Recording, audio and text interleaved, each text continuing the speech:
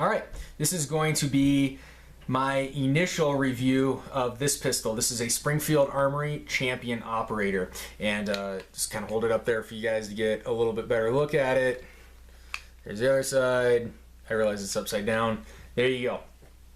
The other gun that's on the table is a Springfield Armory Operator, and I'll likewise hold that up, let you guys get a good look at it. There you go. So these guns are very similar, and as you probably noted, they both have the operator designation from Springfield Armory. And so as a result of that, these guns are going to have very similar features. Now, right off the bat, this is a full-size 1911. The operator is a full-size 1911. The Champion Operator is a commander-size 1911. And they have some, some other differences. They came from the factory a little bit different. I'll talk to that. But they do have very similar features. So going right into this, the Champion Operator weighs 31 ounces with an empty magazine inserted. It has an overall length of 7.6 inches and an overall height of 5.5 inches. Now the Operator is going to be give or take an inch longer, but should have a real similar overall height. Like I say, these guns are very similar, and so it is going to have a very similar height, again, right around 5.5 inches, or 5.5 inches. So by way of comparison, let me get that on the table. So that is a Glock 19, and by a lot of people's standards, including mine, this sort of sets the standard for concealed carry guns. It has an unloaded, talking the Glock 19, has an unloaded weight of 23.65 ounces, an overall length of 7.36 ounces, or I'm sorry, 7.36 inches, and an overall height of 4.99 inches. And so if I go sort of back to back with these guns, you can see they are very similarly sized. Now the Champion Operator is going to be a little bit thinner, but otherwise, they are relatively similar in size. Now the Glock is significantly lighter, and I think the weight difference is more notable than the otherwise size difference. So there that is. Again, just wanted to kind of compare that to the Glock. That's all the comparison I am prepared to do today. Moving right along, the Champion Operator features a 4-inch stainless steel match grade bull barrel. That'll kind of lead me into the guide rod there. That is a 2-piece full-length guide rod. That's about the best I can do to let you guys see down in there. By way of comparison, there is the barrel profile of the full-size Operator, and just do kind of a quick comparison there. There you go. So as you can see, the Operator uses a traditional 1911 recoil spring. So there's that.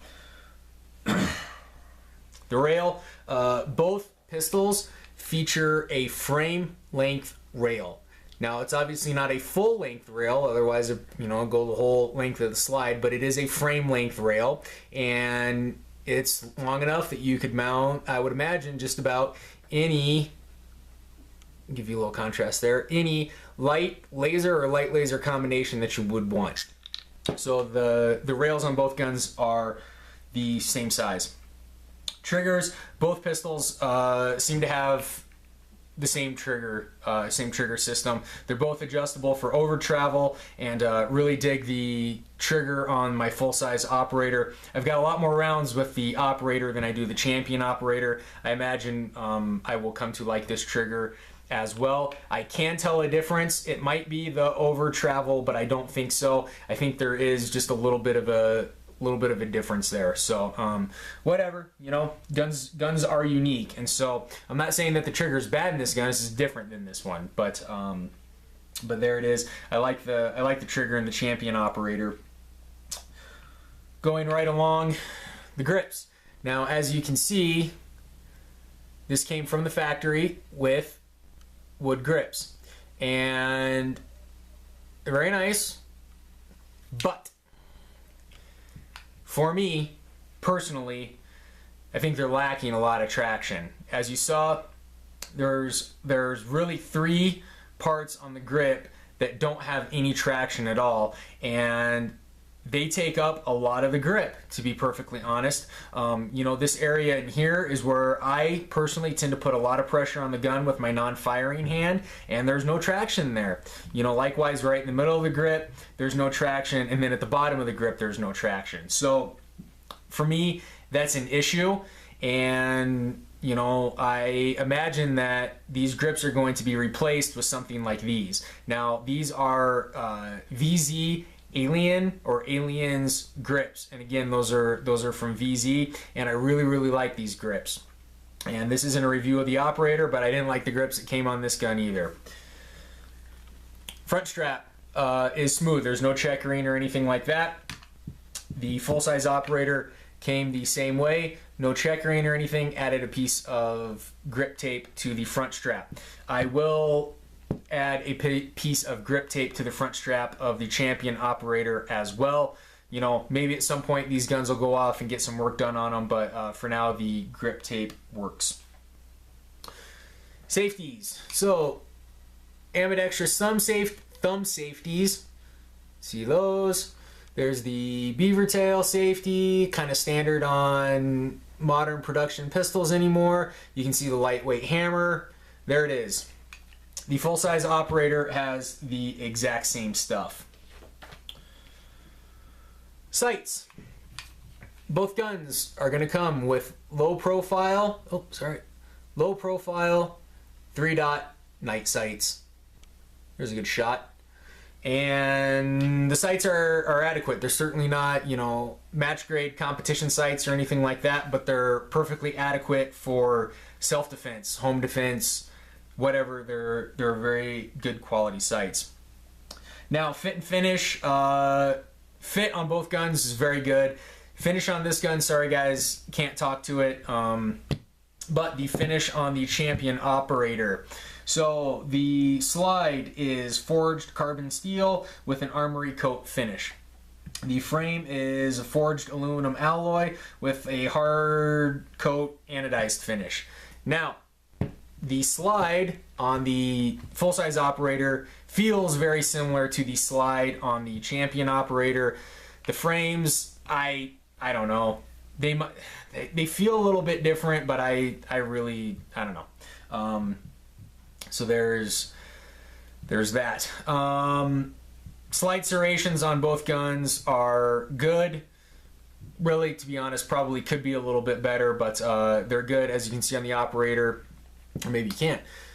There are front slide serrations. They're fine.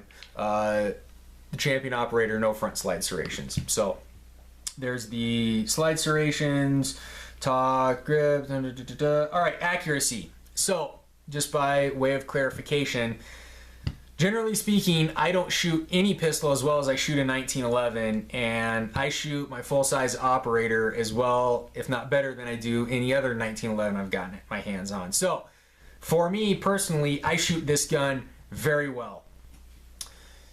I think I'm going to shoot this gun equally as well. Now, with that said, you know, this gun's not, the Champion Operator is not going to have the same inherent accuracy as the full-size Operator. You know, the full-size Operator has a wider or a longer sight radius, and I think just like with its recoil and stuff like that, its pointability, I'll probably always shoot the full-size Operator better than I will the Champion Operator. But that's to be expected, you know, a full-size gun versus a compact gun. Now, with that said, you know, accuracy was about what I expected with this gun. You know, I shot this gun probably as well as I shoot any full-size Glock, and like I said, but not quite as well as I shoot full-size 1911. Reliability, and I'm sorry, I wish I could talk more to accuracy, but it's pretty subjective.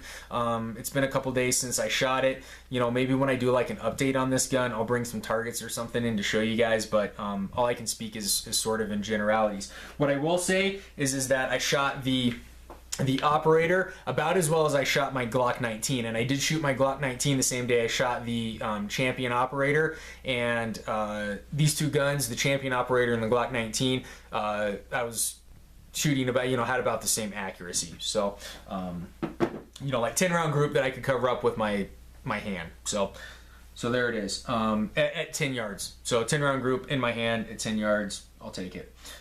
Reliability, the full-size Operator, I've got about 1,200 rounds through it, and, you know, I've had like poor ammunition issues, you know, failures of the round to go off, but I don't know that I've had any other malfunctions with this gun. Now the Champion Operator, you know, I took it out of the box, I loaded it up and started shooting, and about at 50 rounds I had a failure to go into battery. With that said, that ammunition that I was shooting was the same ammunition that's given this gun problems, so I don't know. You know, for the 1911 haters out there, I'll go ahead and blame it on the gun. With the caveat that it was the same ammunition that was giving this gun problems, so maybe they both have issues. I don't know, but there that was. Recoil, you know, it's a smaller gun than the full-size 1911. It's going to recoil a little bit more. Recoil wasn't sharp, it didn't hurt or anything like that, but it was, you know, significantly more noticeable than on the full-size Operator. I would imagine that some grips that offer me better traction, as well as some tape up here on some grip tape up here on the front, will alleviate a lot of the recoil issues that I was having. Time will tell. You know, I was able to do you know, failure to stop drills that would be on a humanoid target, 2 rounds to the chest and 1 round to the head of the target. I was able to run those more or less as fast as I could run these, maybe just or run them with this gun just about as well as I could run them with that gun. So there's that. I think I hit everything, and I'm looking fantastic on time. So let me clear the decks down here a little bit so I can pull that up. The pistol, and actually both of these guns ship with similar magazines. These are 7-round, just 7-round magazines. There's nothing special about them. Both guns run aftermarket 8-rounders just fine. This is a Wilson Combat, and really like it. To be honest, I haven't actually run the Wilson Combats in the Operator yet, I'm sorry, the Champion Operator. The Wilson Combats have not been in the Champion Operator yet. Out of the Operator, like it. I like that combination. They work very well. Now, the pistol also comes with standard Springfield Armory stuff. So there's the carrying case, and there's the interior of the carrying case. You can see the other magazine in there. It comes with a paddle holster and a magazine pouch. Now, the paddle holster I don't have much use for. The ammunition pouches are actually not too bad, really. I use them to supplement my ammunition supply in a US PSA match, and they work just fine. So the ammunition pouches are good to go. Like I say, the holsters I don't have much use for, but whatever. So there it is. I appreciate you guys taking the time to tune in. I hope that this review was informative. If I left something significant out, you know, let me know. I will include it at least in the update, and we'll try to take note of that and include it in any of my other reviews. You know, leave that in the comments down below. If it's something specific, I will try to answer those questions in the comments. Again, I appreciate you guys taking the time to tune in. So, quote of the video: do something every day for no other reason than you would rather not do it, so that when the hour of dire need draws nigh, it may find you not unnerved and untrained to stand the test. And that is by William James. I have no idea who that guy is, but I really like that quote. So, again, I appreciate you guys taking the time to tune in. Thanks.